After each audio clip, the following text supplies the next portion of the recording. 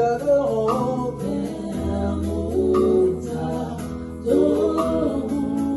Quand tu es là, l'atmosphère change. Quand tu es là, ta gloire est là. Quand tu es là, l'atmosphère change. Quand tu es là. Ils sont dans une position, donc ils n'ont pas le choix. Ils vont aller là où il y a des lots. C'est comme dans les dessins animés. On voit Donald dans le désert, soif d'eau. Il commence à halluciner. Il voit des temps d'eau partout. Et quand il court, il plonge, la tête plongée dans le sable. Hallucination. On voit maintenant les degrés de la soif que le roi David avait. Loin du temple de Jérusalem, il commençait simplement à penser. Ah, en ces moments, si j'étais là, j'allais louer et adorer Dieu. Là, maintenant, je suis dans une position inconfortable. Il se voit vraiment loin de Dieu. Mais il garde quand même espoir. Il va commencer à se consoler. Il a commencé à parler à son âme. Mais pendant que les autres lui jetaient des pierres, où est ton Dieu? Mais lui, sa soif était simplement de retourner à Jérusalem pour aller de nouveau adorer. Mais lui était impossible. Parce que son fils avait déjà monté. Alors, il avait. Le seul moyen, c'était Dieu. Est-ce que toi, dans ta position, tu crois que tu peux encore chercher autre chose ailleurs qu'en dehors de Dieu? En dehors de Dieu, il n'y a pas la vie. En dehors de Dieu, c'est le désert. Même on croit avoir, c'est rien. Celui qui a soif de Dieu, il vient dans sa présence. Celui qui a soif de Dieu, il cherche sa face. Amen. Amen. C'est ça. Il a parlé à son âme. Au bout d'un moment, les vieux souvenirs sont revenus. Il voit que je ne suis toujours pas à Jérusalem. Les temples de Dieu me manquent. Cette fois-ci, je vais aller vraiment vers Dieu. Il est allé vers Dieu. Il a dû dire à Dieu qu'il est son roc, son rocher. Parce qu'il avait besoin de quelqu'un qui va lui positionner dans une position solide. Amen. Est-ce que toi, quand tu cherches Dieu, tu le cherches de la même façon? Amen. Ceux qui se confient en l'Éternel ne sont jamais confiés. Il dit encore, invoque-moi, je te montrerai les choses cachées. Ce qui ne t'a pas révélé. Mais quand tu cherches sa face, il va te le montrer. Amen. Et c'est dans ça que les messages que je vais apporter. Bon, j'espère que Dieu m'aidera à aller un peu plus vite à la conclusion. Mais sinon, le mercredi, comme ça je vous laisserai quand même une petite soif, que le mercredi, vous venez encore pour écouter la fin. Amen. Amen. Voilà. Avoir soif et faim de Dieu. Et le sous-titre de ce matin, c'est chercher la volonté spécifique de Dieu pour sa vie. Amen. Chercher la volonté spécifique pour sa vie. Donc, il y a quoi? Non, là maintenant je parle du royaume. Et dans les royaumes, les gens que Dieu a fait alliance sont obligés de marcher selon sa volonté. Allez. Tu ne peux pas être dans les royaumes, marcher selon ta propre volonté. Il est impossible. On est appelé à faire la volonté de l'Éternel. C'est ça. Longtemps dans le monde, nous avons fait notre propre volonté, comme l'avait dit le pasteur Sylvain. Mais dans les royaumes, nous sommes appelés à faire la volonté de Dieu. En observant et à prendre plaisir à garder sa loi dans son cœur. Sa loi qui est sa parole. Amen. Dans le livre des psaumes 40, verset 9, il dit « Je veux faire ta volonté, mon Dieu, et ta loi est au fond de mon cœur. » Amen. sa loi au fond de ton cœur et chercher à faire sa volonté. Et la volonté du Père, il nous a déjà révélé dans sa parole. Il y a des choses qui sont cachées, qui va les révéler à toi. Mais il y a la volonté de Dieu global, il nous a déjà révélé dans sa parole. Et pour que nous entrions à chercher la volonté spécifique pour ta vie, il faut déjà commencer par accomplir la volonté de ce qu'il a déjà révélé dans sa parole. Tu ne peux pas y aller, Dieu, montre-moi quelle femme je vais épouser. Ah, il va te montrer quelle femme, quoi. Toi, tu es dit devant lui. Si tu ne fais même pas ce que lui t'a demandé. Amen. Donc, ta volonté spécifique, avant qu'il soit manifeste, avant qu'il te le montre, toi, tu dois déjà obéir à la volonté révélée de sa parole. Quelqu'un est avec moi? Amen. Maman Pitouti dort. Et il est important de prendre conscience de la volonté révélée de Dieu qui est dans sa parole. Amen. Et 2 Pierre 3, 9, le Seigneur ne tarde pas dans l'accomplissement de sa promesse, comme quelques-uns le croient. Mais il use de patience envers vous, ne voulant pas qu'aucun périsse, mais voulant que tout arrive à la repentance. Donc, tu sauras déjà que la volonté de ton Père, il veut que tu sois déjà sauvé. Et pour être sauvé, tu vas commencer déjà par te détourner de ton mal. Amen. Tu ne peux pas être sauvé. Attends, si tu n'es pas repenti, je ne vois pas comment tu vas être sauvé. Amen. Et c'est très important. On doit se regarder toujours sur la glace. Alléluia. Amen. Voilà. Sans plus tarder, je vais courir. Romains 8, 14, ici.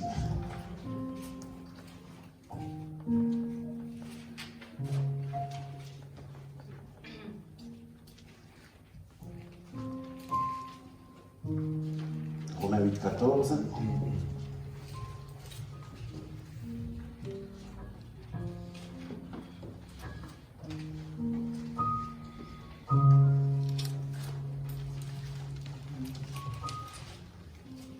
Car tous ceux qui sont conduits par l'Esprit de Dieu sont fils de Dieu. Amen. Et la volonté de Dieu, on peut prendre place. La volonté de Dieu qui pénètre en toi.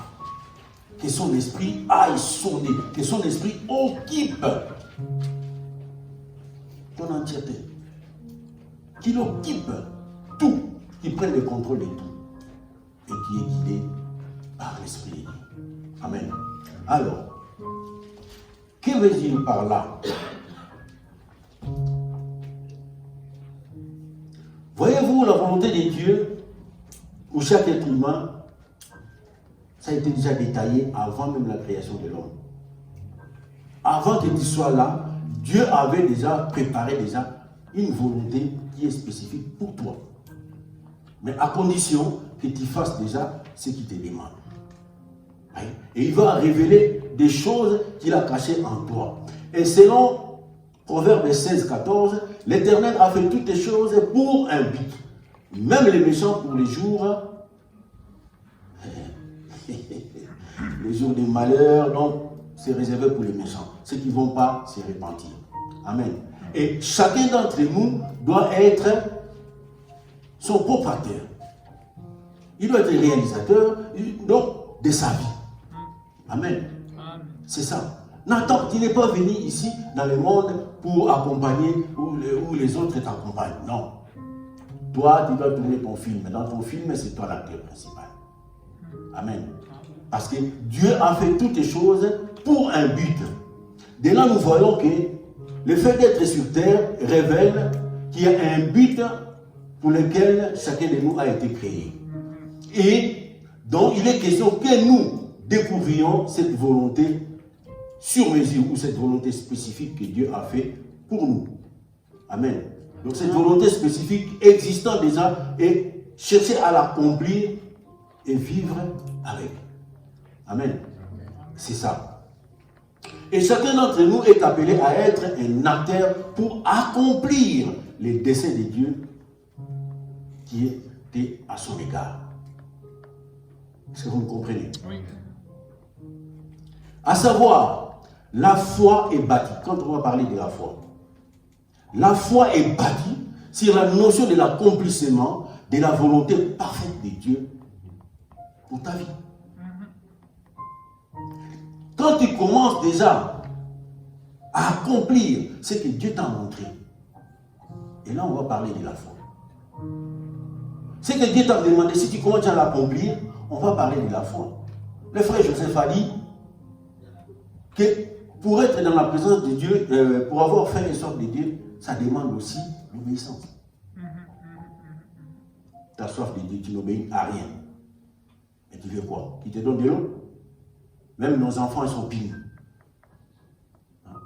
Toi, tu n'auras rien parce que quand on t'envoie, c'est toujours non. Quand on te demande des choses, c'est toujours des murmures. Tu ne fais jamais les choses après. Tu te trouves, hein, c'est bien. C'est bien. Ok. Même les enfants. Alors, pour même plus forte raison, le Père qui nous a créés. Il nous a créés. Nous l'avons déçu. Il a envoyé encore son fils, il est venu mourir. Mais on continue toujours à les décevoir. Vous croyez qu'ils vont nous donner des choses comme ça? Ah non. Voyez-vous? Alors, la foi est bâtie sur la notion de l'accomplissement de la volonté parfaite de Dieu. Quand on a découvert cette volonté parfaite qui est sur mesure pour toi, et on décide de vivre pour l'accomplir, on ne peut pas parler de la foi à l'absence de la volonté de Dieu. Ça, c'est clair. Donc, il faut déjà commencer à voir déjà la volonté de Dieu. Commencer déjà à marcher sur sa volonté. Parce qu'il veut que tu sois sauvé. Pose-toi la question, mais comment est-ce que je vais faire pour que je sois sauvé? Tu vas déjà commencer déjà par te repentir. C'est ça. Donc, tu mets déjà en pratique les choses qu'il te demande. Et ensuite, beaucoup ont répondu dans les appels de Dieu. Mais répondre dans les appels de Dieu, ça ne suffit pas. On en a baptisé beaucoup. Ils sont répondus présents à l'appel. Ils ont suivi les affermissements. Mais le jour où ils ont été trempés dans l'eau, une semaine après, on ne les voit plus. Donc pour eux, c'était l'accomplissement. J'ai été trempé dans l'eau, je suis sorti, mes péchés sont restés dans l'eau. Maintenant, je peux faire comme je veux. Quand on me posera la question, oh ben, j'ai été déjà baptisé. Non. Beaucoup ont répondu à l'appel, mais il n'y a pas de suite. Mais quand on répond à l'appel, et on reste dans sa présence, on garde ses instructions. Quand on vient au Seigneur, la solution, c'est d'accepter de vivre pour faire sa volonté. Pour faire sa volonté, il faut rester dans sa présence. Faire sa volonté et non la sienne. C'est pour cela qu'on parle du père de la foi, Abraham. Il a entendu. Il a entendu Dieu parler. Quitte ta maison, quitte ton patrie, ta patrie, quitte tes parents, tu laisses tout. Je vais t'envoyer dans un pays inconnu, des fractures. Ce n'est pas parce que Dieu a appelé, Dieu t'a mandaté que tout sera rose. Non.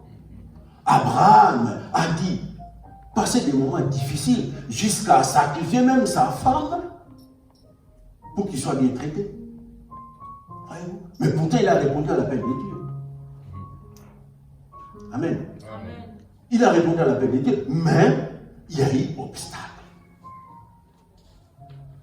Et s'il n'avait pas répondu favorablement, je ne sais pas si on parlerait de la foi. Il est le père de la foi. Parce qu'en tout quittant, partir vers l'inconnu, ce n'est pas tout le monde qui le fait. Ce n'est pas tout le monde qui le fait. Amen. Amen. Et c'est très important. Il a entendu la voix de Dieu. Mais beaucoup partent, ils n'obéissent pas après. Tout départ ne résulte pas l'obéissance. Il y en a qui sont venus et qui sont restés rebelles.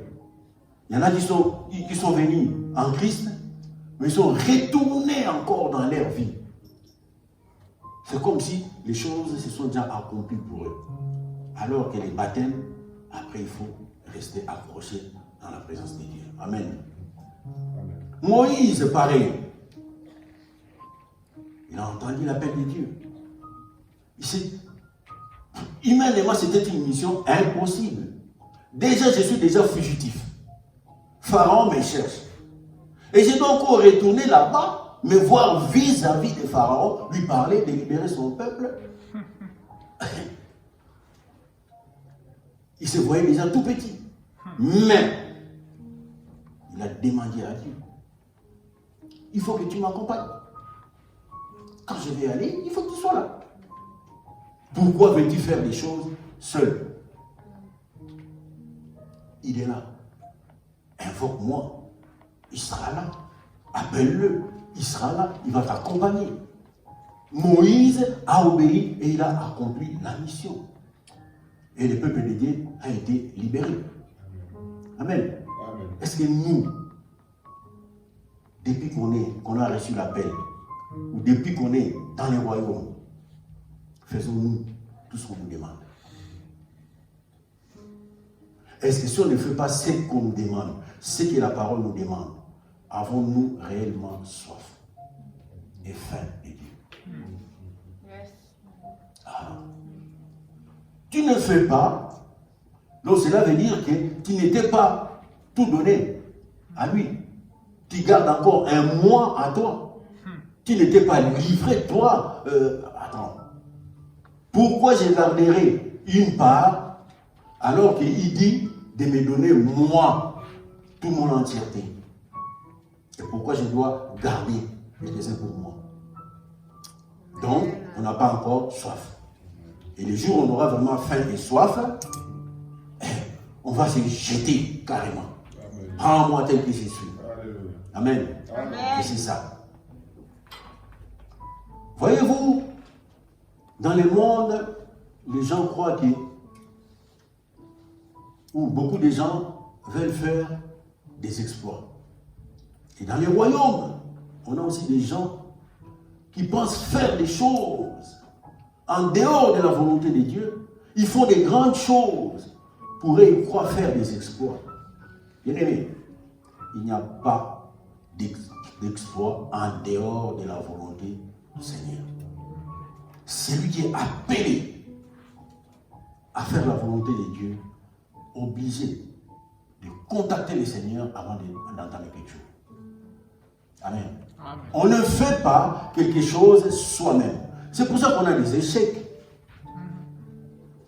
Et c'est pour ça qu'on a des échecs. On fait parce que tu crois que c'est Dieu qui t'a parlé. Dieu ne t'a pas parlé. Dieu ne t'a pas parlé. Tu as fait ça par toi-même. Alors Dieu veut qu'il soit sollicité, imprégné. Pourtant, plutôt qu'il soit informé. Très souvent, je voyais ma femme qui engueulait des fois notre fille Déborah. Elle disait, mais toi tu es déjà parti et puis tu viens me dire que je suis à Lausanne. Pourquoi tu m'informes alors que tu dois me demander d'abord? Et même les enfants de Dieu font aussi la même chose. Ils font des choses, après, et quand ça ne marche pas, ils viennent encore vers Dieu. Ah papa, voilà, aide-moi. Attends, tu m'as déjà pas demandé ma position pour te dire ce que tu dois faire. Amen. Mais tu viens me former pour que je fasse quoi? Et maintenant tu vas ramer. Vous êtes d'accord avec moi? Amen. Il faut toujours demander la volonté du Père. Même dans ton mariage, avant le mariage, demande la volonté du Père. Amen. Amen. Oui. Demande la volonté du Père. Parce que tu vas ramasser, parce qu'il y a un bel homme, parce qu'il est bel homme, parce qu'il s'habille bien, et tu vas voir les bel hommes qui s'habillent bien. Tu vas voir. Parce que tu es parti en dehors de la couverture parentale, de la couverture de Dieu. Et voilà ce qui va arriver. Amen. Gloire à Jésus. Vous êtes endormis, on dirait. Amen. L'église vivante doit répondre Amen, parce que ce que j'ai dit est vrai. Alléluia.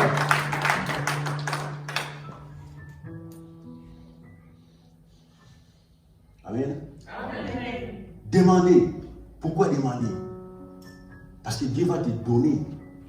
Il va te montrer ce qu'il a de bien à faire. Parce que Dieu, il sonde tout. Il sait tout. Ah, ma fille, ce n'est même pas à toi de chercher un homme. Hein? Mais tu as bien fait de me dire que je dépose mon célibat. Je me conforme à ta parole.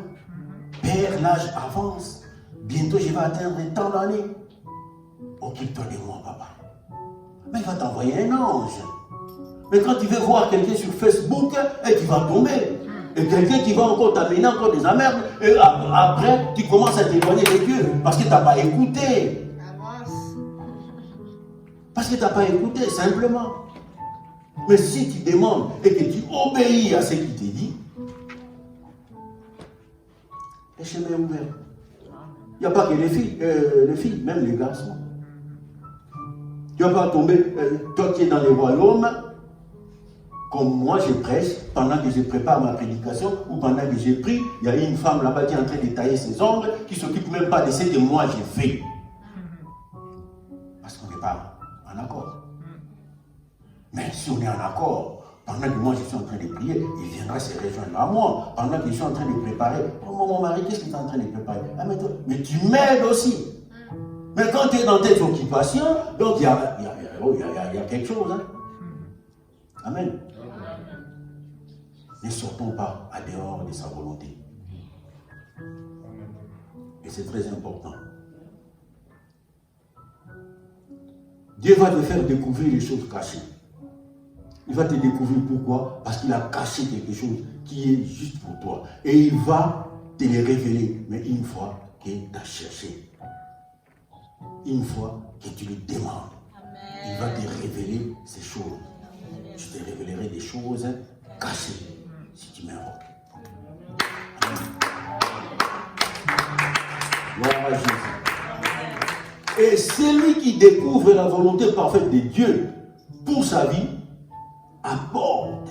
Admettons ceux qui ont créé pour la première fois l'avion. Parce qu'avant l'avion, c'était difficile de partir de l'Amérique pour l'Europe. Ou vice-versa, même en Afrique. Même si j'ai dit qu'il y avait des bateaux, mais avant il n'y avait pas des paquebots. Il y avait des petits bateaux, et quand il y avait le vent, la tempête, les gens mouraient. Mais ceux qui ont réussi à construire, ici en Europe ça va encore, ou bien en Amérique ça va encore, et nous en Afrique. Et j'imagine que nos parents faisaient encore 500 km à pied, il fallait combien de jours? Il n'y a pas de moyen de locomotion. Mais ceux qui ont découvert la voiture ou l'avion, ils ont bouleversé leur monde. Et chaque découverte apporte quelque chose de merveilleux dans l'environnement. Comme toi, quand Dieu va te faire découvrir, oui, sa volonté parfaite pour sa vie, pour ta vie, cette volonté va épanouir aussi ton environnement. Si tu vas devenir pasteur, les gens vont en bénéficier. Amen. Amen. Tout ce que tu vas faire, si ça vient de la volonté de Dieu, ça va épanouir ton environnement et tout ce qu'ils ont découvert ont été célébrés. Et il dit dans sa parole, je rendrai ton nom célèbre. Il va rendre ton nom célèbre, mais simplement si tu obéis dans la voie de la vérité. Si tu obéis de rester dans sa volonté, ton nom sera célèbre. On parlera de toi, on parlera de tes enfants. Parce que Dieu t'a élevé. Il t'a élevé comment? Parce que tu as su marcher. C'est sa volonté. Simplement. Amen. Amen. Et c'est très important que nous cherchions vraiment la volonté parfaite de Dieu. Celui qui découvre la volonté parfaite de Dieu pour sa vie apporte une révolution dans sa vie et dans son environnement. Et apporte une amélioration, comme je viens de vous le dire. Ceux qui ont fait ce genre de choses, qui ont découvert toutes ces inventions ont été célèbres. Et nous devons aller à la quête de la volonté parfaite de Dieu pour nous et qui nous apporte une amélioration dans notre génération. Amen. Amen. Que cela soit ton partage d'aller à la quête de la volonté parfaite de Dieu. Amen. Très important. Ce n'est pas le fait d'avoir de l'argent, ce n'est pas le fait d'avoir des maisons. Comme je dis, tu peux tout avoir. Si cela est en dehors de la volonté, je parle bien du royaume. Hein. Ceux qui sont dehors, ça c'est leur problème. Mais je parle du royaume. Ce n'est pas de l'argent, ce n'est pas le fait d'avoir des maisons. C'est le fait d'avoir une voiture, ou des enfants, ou une femme. Mais l'accomplissement parfait de la volonté de Dieu dans ta vie, c'est un objectif à atteindre pour un chacun d'entre nous. Pour un chacun d'entre nous. Cet objectif, on doit l'atteindre, l'accomplissement de la volonté parfaite de Dieu dans nos vies. S'il a fait toutes les choses pour un but, donc, moi je dirais que tu es une solution à un problème. Tu es une solution à un problème. Là où il y a ceux qui ont découvert l'avion ont trouvé la solution et en 8 heures, on peut faire depuis Paris jusqu'en Angola. S'il faut ramer en bateau, je ne sais pas combien de temps. Tu peux aller à Londres, à 1h30, tu arrives. Je te parle maintenant, je prends la voiture, dans 4 heures, dans 5 heures, je suis à Bruxelles. Et c'est très important. Et donc, je suis, que quelqu'un dise que je suis une solution à un problème. Ah, vous n'êtes pas une solution, c'est de cette façon-là qu'il faut attester. Je suis une solution à un problème. Donc, je suis une solution à un problème. Voilà, là où les problèmes existent, et moi, si je me mets là, il y a la résolution. Amen. L'ampoule, à quoi sert l'ampoule? Ça nous éclaire. Si les 4 est là, il ne fonctionne plus, qu'est-ce qu'on va faire? On va le changer. On le prend, on jette, et on change un autre. Donc, voilà. Parce qu'il ne sert plus à rien. Mais toi, puisque tu es une solution à un problème, donc, là où tu vas donner la solution à des situations qui sont bloquées. Amen. Amen. Toutes les choses nous sont utiles quand ils jouent leur rôle, sinon rien.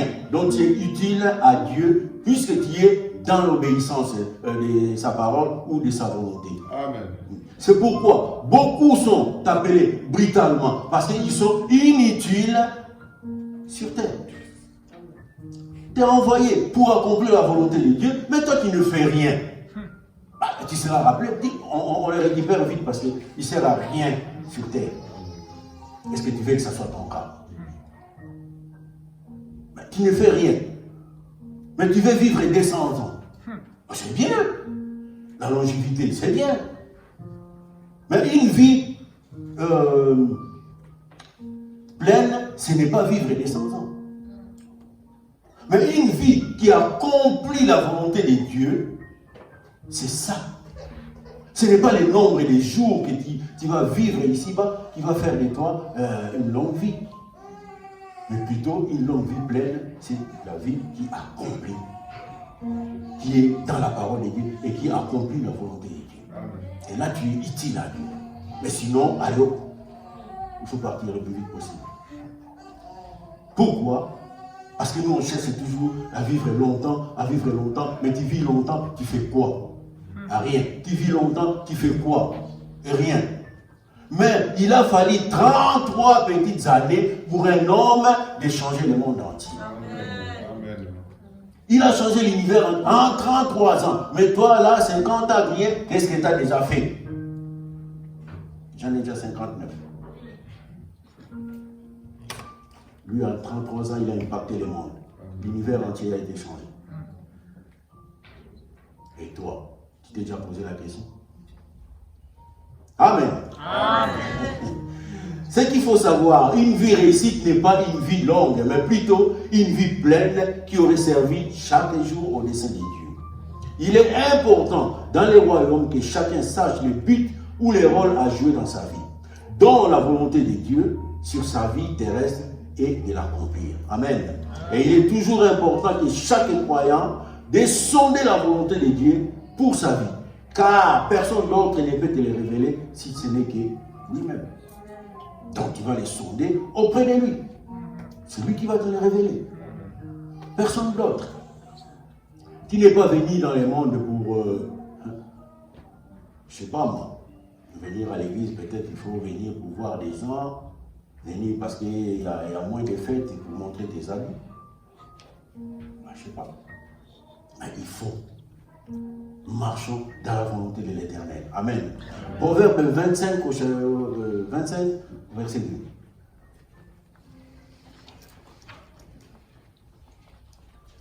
Nous devons sonder à Dieu la volonté, qui nous montre la volonté parfaite de notre vie et de l'accomplir. 25, Proverbe. La gloire de Dieu, c'est de cacher les choses. Ah, La gloire des rois, c'est de sonder les choses. est là. Donc cela veut dire que la volonté parfaite de Dieu à ton égard ne sera jamais exposée. Que tu viennes, oh Seigneur, je prends ça. Non. Si la gloire de Dieu, c'est de cacher les choses, maintenant tu es appelé à sonder afin que Dieu te révèle ces choses-là. Amen. Et c'est très important. Amen. Il faut chercher. Et comment chercher? C'est dans sa présence. Avoir soif de ces dieux-là. Et rester connecté. Rester connecté à sa parole. Toujours dans sa présence. Toujours à ses pieds. Et cela demande un investissement. Il faut que tu t'investisses dans la prière. Il faut que tu t'investisses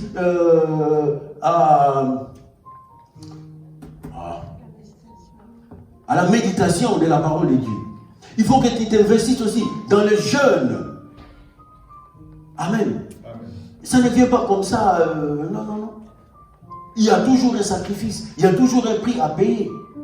Amen. Il y a toujours un prix à payer. Ce n'est pas comme ça, puis ça vient. Non. Il faut que tu t'investisses dans toutes ces choses-là et rester à ses pieds.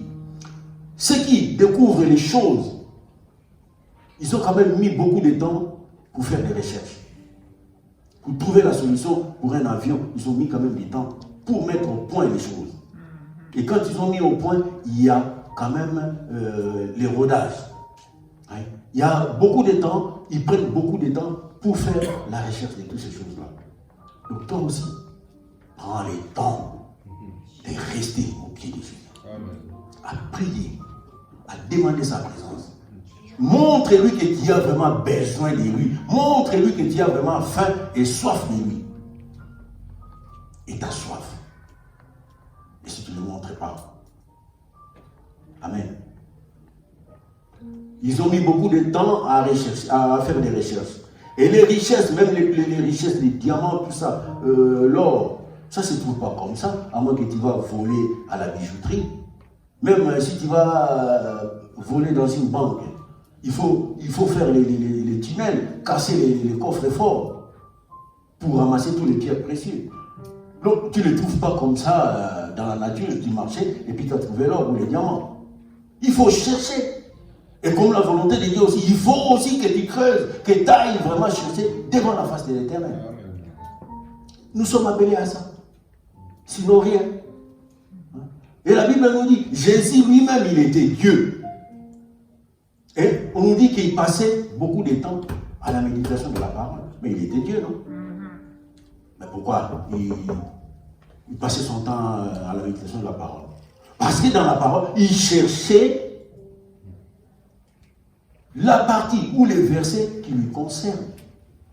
Et quand il a tombé sur Hébreux 10, 7, la parole qui m'a encore révolutionné, en dehors de la parole de Maman Émérance, il y a encore cette parole que j'avais témoignée l'autre jour, que mes yeux étaient clairs.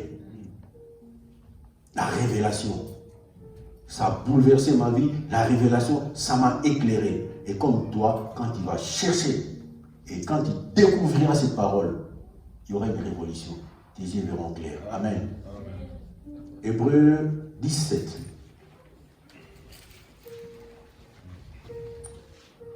Alors j'ai dit, voici je viens. Oui. Dans le rouleau du livre, il est question de moi. Pour faire, ô Dieu, ta volonté. Amen.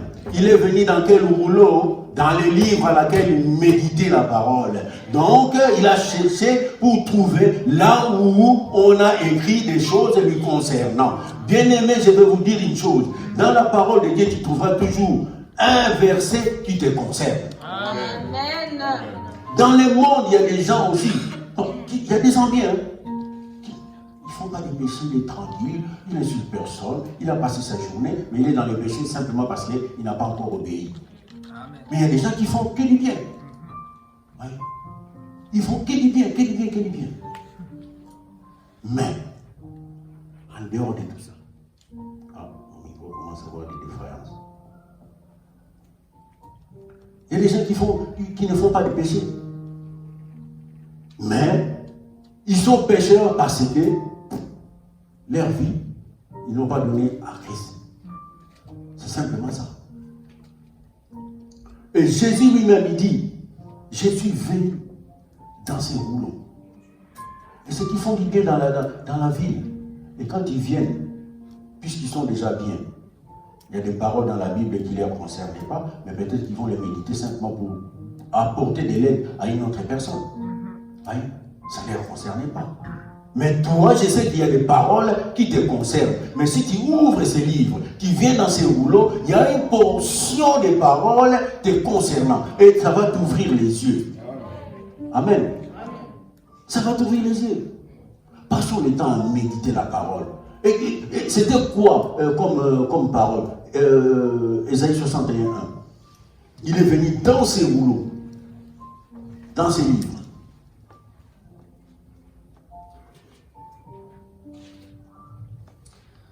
L'Esprit du Seigneur, l'Éternel est sur moi, car l'Éternel m'a oint pour apporter des bonnes nouvelles aux malheureux. Il m'a envoyé pour guérir ceux qui ont le cœur brisé, pour proclamer aux captifs la liberté et aux prisonniers la délivrance. Voilà ce qu'il a découvert dans les livres. Mais ce n'est pas lui qui a écrit, mais pourtant il était Dieu. Mais c'est des choses qu'on a écrites pour lui. C'était la volonté du Père pour lui, ce qu'il devait accomplir. Mais je suis convaincu, dans les livres, dans ces rouleaux-là que tu tiens à la main, il y a un verset qui te concerne et puis qui va les mettre en application. Amen. Amen. Amen. Gloire à Jésus. Amen. C'était pour lui une façon de découvrir ce que Dieu a écrit. Toi aussi, tu as une portion qui te concerne. Amen. Alléluia. Amen. C'est pour cela qu'il y a des échecs dans nos vies. Parce que nous ne voulons pas faire des choses comme Dieu le veut. Nous les faisons comme nous voulons. Voilà les gens qui se précipitent. Ah, moi je vais me marier. Ah, je vais me marier. Tu tombes sur la première femme qui apparaît sur ta vie. Sans même consulter l'Éternel. Ah, physiquement il est bien, il est bien. Mais à l'intérieur, tu sais ce qui se passe? Non. Il y a un échec déjà qui est préparé d'avance. Vous pouvez rester 20 ans, 15 ans, 100 ans, 50 ans. Ta meilleure temps de divorcer quand tu as encore 25 à 30 ans. Quand tu commences à avoir les 50 ans, c'est difficile pour les femmes. Hein? Merci Seigneur, tu m'as fait homme. Difficile pour les femmes. Alors non, c'est pour cela que nous devons toujours être dans la vision de Dieu. Demander les maris qu'il te faut, demander la femme qu'il te faut. Nous sommes dans les royaumes. Si Christ, on nous parle de la femme sino-cananéenne qui criait après Jésus parce que sa fille allait mal. Et criait, les apôtres, les disciples, ils ont dit, écoutez, mettons-les un peu loin parce qu'ils commencent à nous importuner. Mais il a crié encore davantage. Et le Seigneur, qu'est-ce qui se passe, madame? Qu'est-ce que tu veux? Ah, voilà ma fille. Ah non, c'est de la nourriture que pour les enfants. C'est de la nourriture qui est pour les enfants. Toi, tu es un enfant de la maison. Il y a la nourriture qui est réservée pour toi. Pourquoi tu te contentes des miettes? Pourquoi tu te contentes des miettes? Il y a la nourriture qui est là. Toi, tu vois la première femme, tu vois le premier homme, tu sautes. Alors qu'il y a une ou un qui est réservé pour toi. Mais tu as sauté les premiers. Tu t'es contenté des miettes au lieu du repas qui est sur la table. Gloire à Jésus. Beaucoup d'erreurs. Il y a beaucoup d'échecs. Ouais. La volonté du Seigneur pour ta vie. Il faut sonder. Amen. Il faut sonder. Alléluia. Quand tu violes l'instruction de Dieu, tu t'exposes au désarroi. Tu t'exposes. Le fils prodigue est parti. Est-ce que c'était le diable? Il a dit, mais non, mais donne-moi ma part, moi je vais aller faire mon vivre ailleurs. Je suis déjà un homme, je suis capable.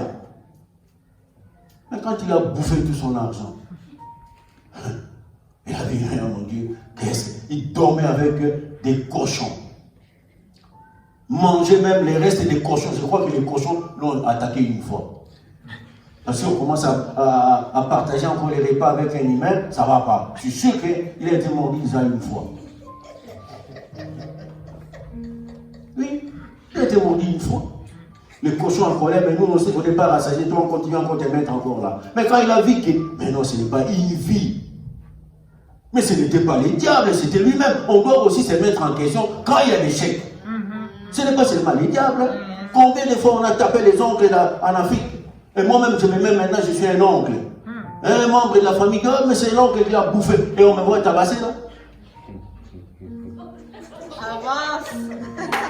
Oh là là. Les gens doivent se mettre en cause. Pourquoi il y a l'échec? Amen. Pourquoi? Il n'y a pas que les diables. Hein? Les diables aussi se plaignent au Père. Mais pourquoi ils disent toujours c'est moi, alors que moi je suis pour rien dans tout ça? Il faut comprendre. Quand il s'est mis en cause, il a dit non, je vais retourner vers les pères. Il est retourné au papa. Les papas ne lui ont même pas demandé qu'est-ce que tu as fait avec ton argent. Le papa dit, viens mon fils, je t'ai fait la bonne nouvelle. Alléluia. Je crois que je vais m'arrêter là. La suite que j'ai continué mercredi, je vous laisse avec la soif et la faim. Comme ça, vous venez nombreux les mercredis.